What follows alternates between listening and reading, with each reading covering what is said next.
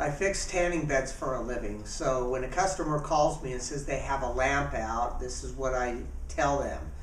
Tell them to pull off the acrylic and set it aside, turn on the tanning bed, and the lamp that's out, pull it out with the tanning bed on, and the lamp that's working with the tanning bed on, switch it out to the position that the lamp was not working.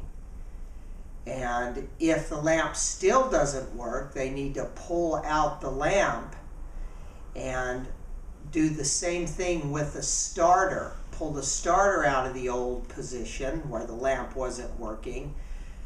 Pull the starter out of the position that the lamp was working.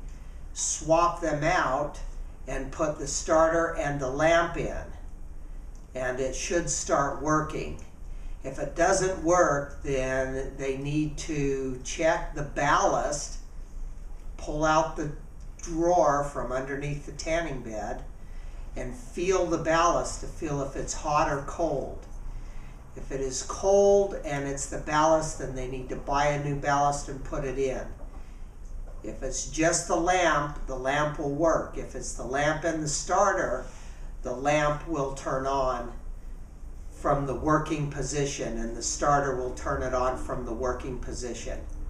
As simple as that.